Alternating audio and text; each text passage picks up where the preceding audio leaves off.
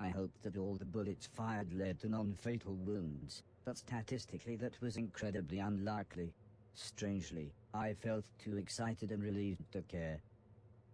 Mr. Silton winced as he clutched his bleeding shoulder and explained how you can't make an omelette without breaking a few eggs. I think broken eggs meant dead people. Sometimes, he said, you have to do whatever it takes to survive, even if that means killing. But not innocent people, said Mr. Logan as he stared straight ahead. Eventually, I asked Mr. Logan what he had done to end up in prison, but he just continued staring out of the window. Mr. Preston smiled as he said, I suppose someone should explain. He told me when the war started, he and Mr. Silton had avoided conscription, but Mr. Logan was called up. His unit's first orders were to sweep through a huge urban area, killing anything that moved. The only trouble was, hundreds of refugees had recently taken shelter there. The generals knew that those people were there, said Mr. Preston, but they couldn't have cared less. This isn't the time for another one of your conspiracy theories, interrupted Mr. Silton. Although this obviously annoyed Mr. Preston, he continued explaining how Mr. Logan and another man deserted, and, after a poor attempt to hide in a wooden vaulting horse, the pair of them were caught at gunpoint on a train, whilst trying to speak rudimentary German. Mr. Logan guided us down a small side street as Mr. Preston complained that he needed the toilet. Mr. Silton asked why we were taking the scenic route while he was trying not to bleed to death. But Mr. Logan gave Mr. Silton a quick glance. You're fine, he said with the faintest of smiles. Soon the night sky was full of twinkling stars, and I was able to impress everyone with my navigation skills. The software was state-of-the-art, but I remember Heather telling me how the ancients had used the stars in much the same way. It always made me smile, thinking about the names she gave the constellations. It was the middle of the night by the time we got back, but Mrs. Silton was still up waiting for us. Really, again, in the same place, was all she said as she shook her head and tended to Mr. Silton's second bullet wound. Mr. Preston nearly knocked us over as he sprinted towards the bathroom. It appeared that his body had kept on making urine, even though it didn't have anywhere left to store it.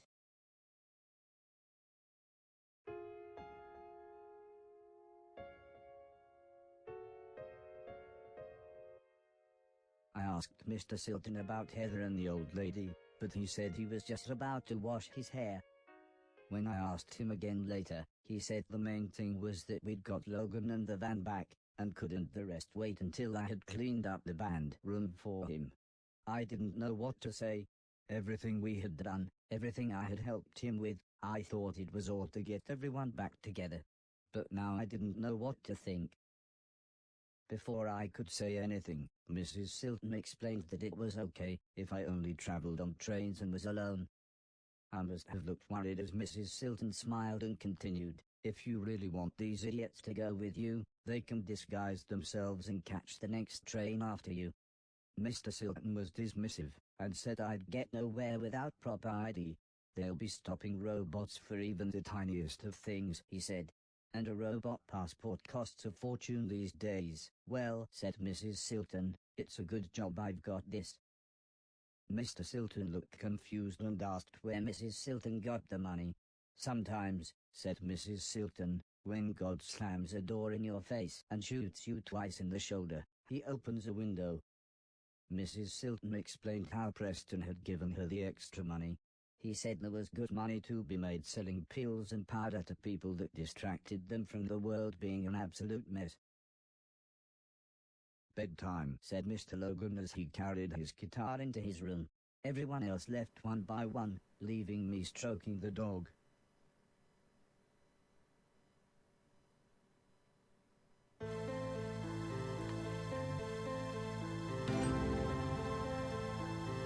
This game knows how to jump and just kind of shock you. Like this, for some reason, reminds me of the Talus principle.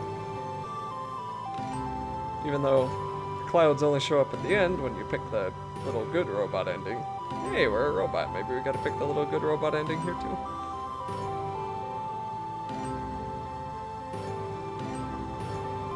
Giving us the Superman 64 treatment.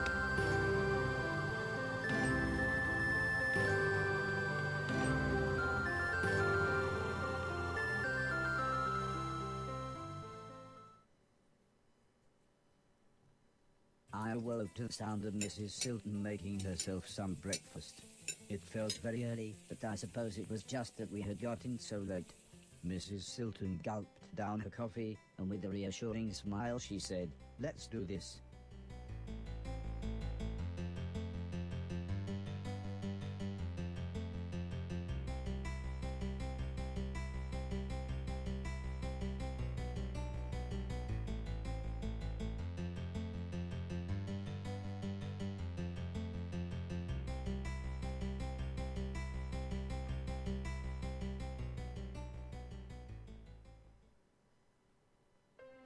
The pedestrian tunnel was far longer than I expected, but it was nice. It gave me a chance to chat with Mrs. Silton.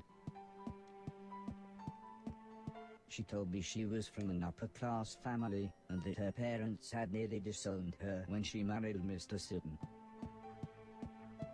But she said she really was happy being with her husband. And after all, as she put it, he did provide for her in this messed-up world. However, I couldn't help but laugh when she said how much she liked Mr. Silton's band. I steered the conversation onto the topic of the war. She explained she had been a nurse near some major combat, but she looked really sad, so I changed the subject. I asked her if the town was nice. Mrs. Silton smiled, and described it as a wretched hive of scum and villainy.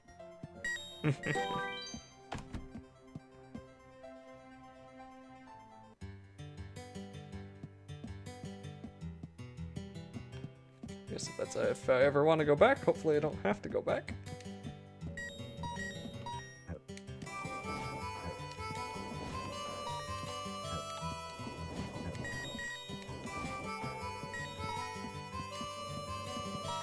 All these dang cars are getting in my way with this Train loud tickets music. cost 1,000. So Mrs. Silton said I should trade in some of the things I'd cleaned so I could afford to travel. However, when we tried the door, it was apparent that the junkyard owner wouldn't be back for a while. So Mrs. Silton suggested I try to earn some money by other means. She said there were plenty of jobs in the town that a robot could do.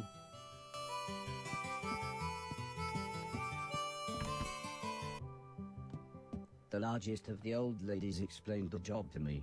I would be drying plates. She explained that old people couldn't afford to retire anymore, so she and her friends had to take menial jobs.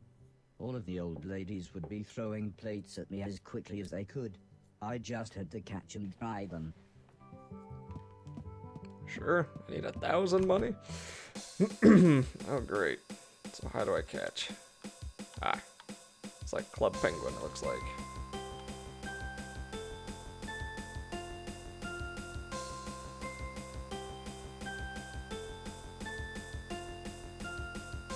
Having to do diagonal inputs on an analog stick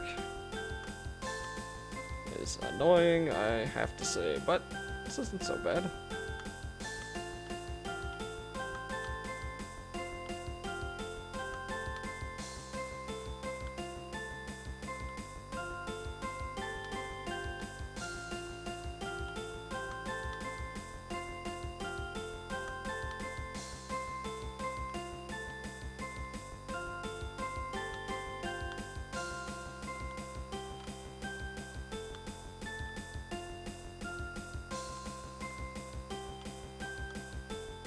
Expecting there to be a big, like, really fast one coming up.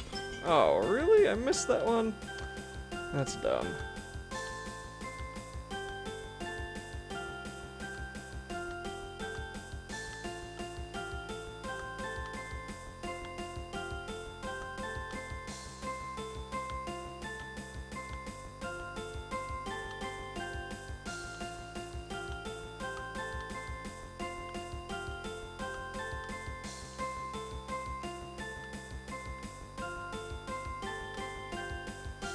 This is going on way longer than I thought it would.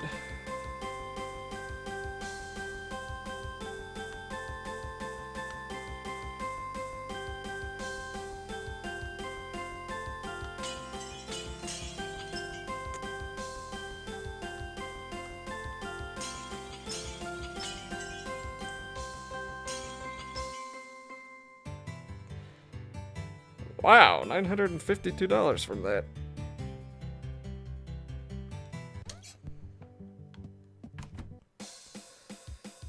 Oh, fine, let's do one more, I guess.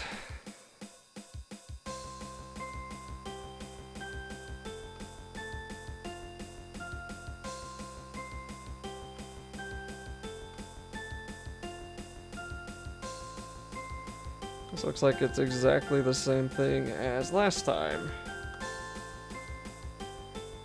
How can these little old ladies not afford to retire if you get $952 from cleaning plates? Unless inflation is that bad, but then that'd be one cheap plane ticket, or whatever they are. Train ticket, that'd be one cheap train ticket for £1,000 or dollars or whatever currencies in this game if inflation is bad enough that you can't live off of $900 from like a minute and a half of cleaning plates.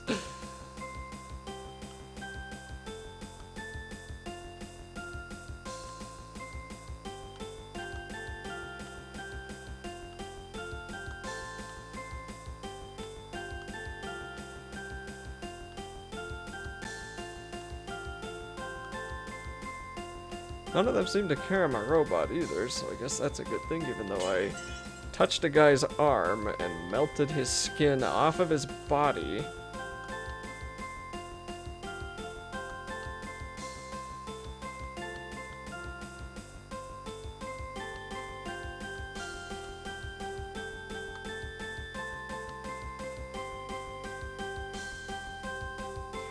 Okay, we're getting somewhat near the end now.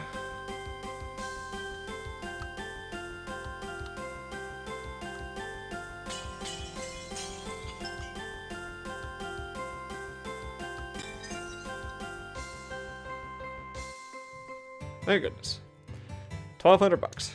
Pounds.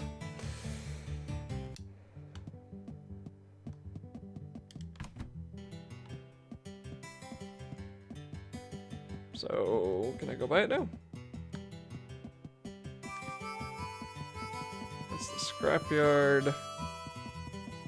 Moss Pricey. Public house. The rickety old door led into some kind of drinking establishment. But the bartender soon made it clear that, as he put it, they didn't serve my kind here, and that I would have to wait outside.